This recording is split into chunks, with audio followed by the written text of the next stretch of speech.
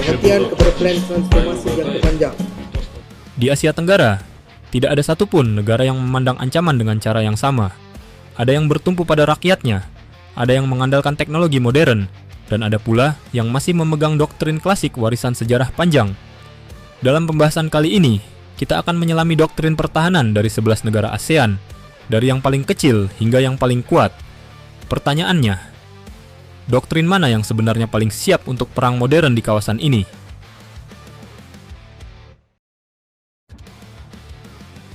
Timor Leste, Defensa Nasional. Timor Leste adalah negara termuda dan paling kecil di Asia Tenggara, sehingga doktrin pertahanannya dibentuk oleh dua faktor utama, kapasitas terbatas dan ketergantungan pada negara mitra.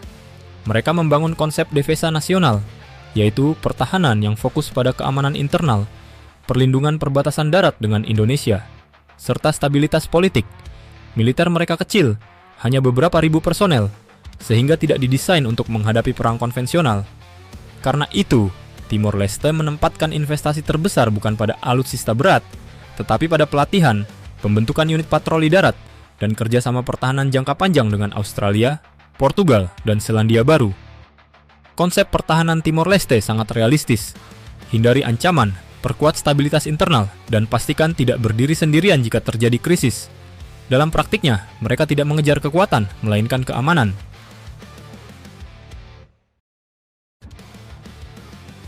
Brunei Darussalam, Defense in Depth Miniature.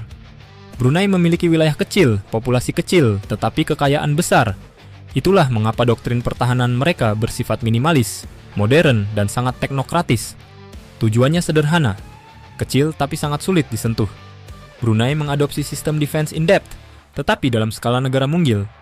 Mereka mengandalkan sistem pengawasan udara dan pantai berbasis radar mutakhir, kekuatan Royal Brunei Armed Forces yang kecil namun profesional, serta hubungan strategis dengan Inggris yang masih memelihara keberadaan Gurkha di kawasan itu.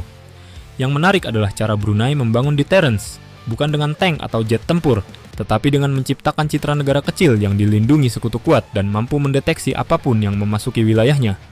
Model pertahanannya memang kecil, tetapi dibangun dengan tingkat kesiapan teknologi yang tinggi. Singapura, Total Defense. Singapura adalah benchmark Asia Tenggara untuk konsep pertahanan modern. Mereka memahami bahwa wilayah kecil dan tidak memiliki kedalaman strategis membuat serangan mendadak menjadi ancaman paling berbahaya. Maka lahirlah Total Defense, konsep nasional yang melibatkan seluruh spektrum negara, militer, masyarakat, ekonomi, psikologi, hingga digital. Wajib militer membentuk cadangan raksasa yang bisa dimobilisasi dalam beberapa jam. RSAF dipersenjatai sistem tercanggih, mulai dari F-15SG, F-35B yang sebentar lagi tiba, hingga jaringan radar dan rudal permukaan ke udara yang mampu menutup penuh langit Singapura. Selain itu, mereka membangun fondasi perang modern, network-centric warfare, integrasi data sensor, dan kemampuan respons cepat. Dengan GPS spoofing, serangan siber, atau drone swarm sekalipun, Singapura sudah menyiapkan skenario pertahanan. Total Defense bukan sekadar doktrin, ia adalah mentalitas seluruh bangsa, negara kecil yang memilih untuk tidak pernah menjadi korban. Laos, Defense for Regime and Geopolitical Buffer. Laos adalah negara daratan tanpa akses laut, dengan anggaran militer kecil dan ancaman eksternal yang relatif rendah. Doktrin pertahanannya fokus pada dua hal, stabilitas rezim dan fungsi buffer zone. Pertahanan Laos tidak dibangun untuk menghadapi negara besar. Mereka mengandalkan hubungan historis dengan Vietnam yang selama puluhan tahun berperan sebagai pelindung informal. Fokus pertahanan ada pada patroli perbatasan, kontrol wilayah pedalaman, serta pencegahan gerakan separatis atau pemberontakan. Laos memiliki salah satu angkatan udara paling terbatas di dunia, sehingga strategi mereka bukan melawan, melainkan menetralisir ancaman melalui diplomasi dan posisi geopolitik. Dalam seluruh ASEAN, Laos adalah negara yang doktrin militernya paling condong pada stabilitas internal dibanding kemampuan tempur luar.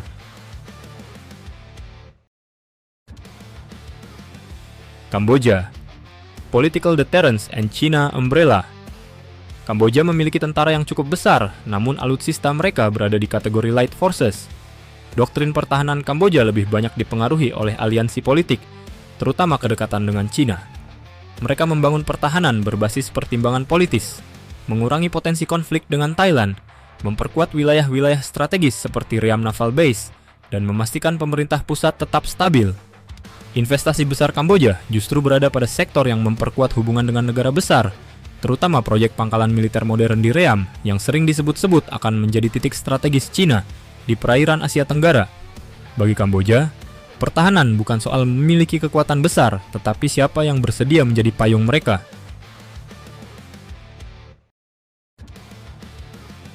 Myanmar, Traditional Ground Force Doctrine. Myanmar membangun salah satu kekuatan darat terbesar di Asia Tenggara, tetapi doktrinnya tertinggal oleh perubahan zaman. Fokus utama mereka adalah perang internal, karena selama puluhan tahun, negara ini terlibat konflik berkepanjangan dengan kelompok-kelompok etnis bersenjata. Doktrin mereka lebih mirip gaya perang era 70-an sampai 80-an, operasi darat skala besar, artileri berat, dan kontrol wilayah melalui jumlah pasukan yang masif. Ancaman eksternal, terutama konflik dengan Bangladesh atau Thailand, tidak menjadi prioritas. Itulah yang menyebabkan Myanmar memiliki kekuatan tinggi di darat, tetapi tertinggal dalam kekuatan udara modern dan pertahanan siber. Myanmar membangun militer bukan untuk menghadapi negara lain, tetapi untuk menguasai wilayahnya sendiri. Dan itu membuat doktrin mereka unik, namun tidak selaras dengan perang modern. Filipina, Archipelagic and Maritime Deterrence. Filipina berubah total dalam 15 tahun terakhir. Dulu, mereka sangat mengandalkan Amerika Serikat melalui perjanjian pertahanan bersama. Kini, karena tekanan di Laut Cina Selatan, mereka membangun konsep Archipelagic Defense yang fokus pada kegigihan maritim. Filipina memperkuat radar pantai, memodernisasi pangkalan udara, dan menambah kapal-kapal baru untuk memperkuat armada penjaga laut mereka. Ketegangan dengan Cina membuat Filipina berinvestasi pada rudal anti kapal modern, drone ISR, dan sistem pertahanan udara jarak sedang. Konsep pertahanan ini menempatkan wilayah barat Filipina sebagai front line, terutama di sekitar Second Thomas Shoal dan Pag-asa. Mereka sedang membangun deterrence yang belum pernah mereka lakukan sebelumnya. Itulah mengapa Filipina saat ini berada dalam fase transformasi tercepat dalam sejarah militernya.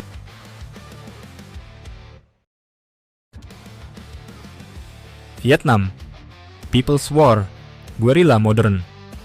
Vietnam adalah kombinasi unik antara kekuatan tempur modern dan tradisi perang rakyat. Doktrin People's War membuat seluruh negeri menjadi bagian dari pertahanan nasional. Sungai, hutan, bukit, kota, semuanya bisa diubah menjadi medannya. Mereka membangun kemampuan rudal anti kapal, kapal selam kilo kelas, dan kemampuan perang elektronik untuk menghadapi negara besar seperti Cina. Jika terjadi perang besar, Vietnam tidak akan melawan di permukaan saja. Mereka akan memecah perang ke banyak titik, mengacaukan logistik lawan, dan memperpanjang peperangan hingga lawan kehilangan keunggulannya. Teknik pertahanan teritorial ini bukan sekadar teori, mereka telah membuktikannya dalam sejarah modern. Vietnam adalah negara ASEAN yang paling siap menghadapi perang jangka panjang dengan negara yang lebih kuat.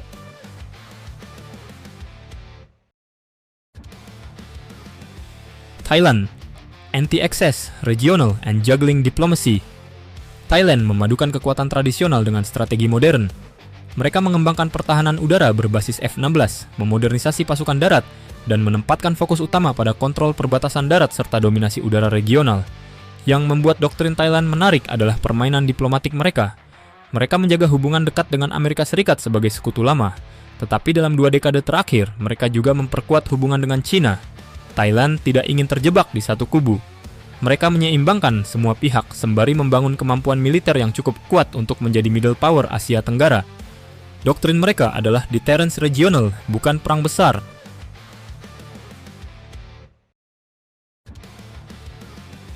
Malaysia, Hanruh, pertahanan menyeluruh. Hanruh adalah konsep pertahanan paling komprehensif Malaysia. Ia mencakup kesiapsiagaan nasional, integrasi masyarakat sipil, kesiapan industri, dan kemampuan respons militer. Malaysia memiliki 2 fokus utama, menjaga Selat Malaka sebagai salah satu jalur laut tersibuk di dunia, serta mempertahankan Sabah dan Sarawak yang berdekatan dengan Filipina dan wilayah sengketa. Konsep Hanruh menyatukan berbagai elemen negara untuk menghadapi ancaman non-tradisional, penculikan maritim, kelompok bersenjata, hingga penjagaan perairan luas di Laut Sulu.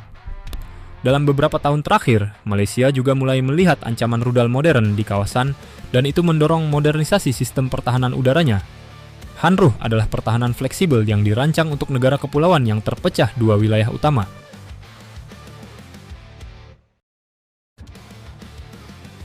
Indonesia. Sihan Kamrata, Pertahanan Rakyat Semesta. Indonesia memiliki doktrin paling besar skalanya di Asia Tenggara. Sihan Kamrata adalah konsep pertahanan seluruh aspek kehidupan bangsa. Ia tidak dibangun untuk konflik kecil, tetapi untuk perang besar yang membutuhkan mobilisasi nasional. Dengan ribuan pulau, jalur laut strategis, dan ancaman dari berbagai arah, Indonesia membangun struktur pertahanan yang berlapis. Pertahanan luar di laut dan udara, pertahanan darat berbasis mobilitas, serta cadangan nasional yang bisa digerakkan dalam skenario ekstrim. Konsep ini juga terhubung dengan kekuatan geopolitik Indonesia. Sebagai negara non-blok yang berpengaruh, Indonesia harus mampu berdiri sendiri dalam keadaan genting. Sihan Kamprata memastikan seluruh sumber daya negara, demografi, industri, geografi, semuanya bisa dimobilisasi untuk mempertahankan kedaulatan. Indonesia bukan negara yang mengejar kemenangan cepat. Indonesia membangun sistem yang membuat invasi menjadi mustahil berhasil.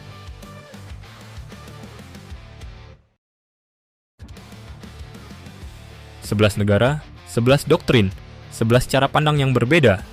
Ada yang mengandalkan rakyatnya, ada yang bertumpu pada teknologi, dan ada pula yang memilih perlindungan politik dari negara besar. Namun satu pertanyaan tetap menggantung, doktrin mana yang paling siap menghadapi perang modern? Apakah doktrin modern berbasis teknologi? Atau justru doktrin rakyat semesta yang sanggup bertahan dalam perang panjang? Jawabannya tidak tunggal, tetapi satu hal pasti, Asia Tenggara sedang memasuki fase baru perlombaan doktrin dan strategi, dan mereka yang tidak bergerak cepat akan tertinggal jauh. Terima kasih telah menonton, dan jika ada analisa atau data kami yang keliru, silahkan koreksi di kolom komentar. Sampai jumpa di analisa berikutnya.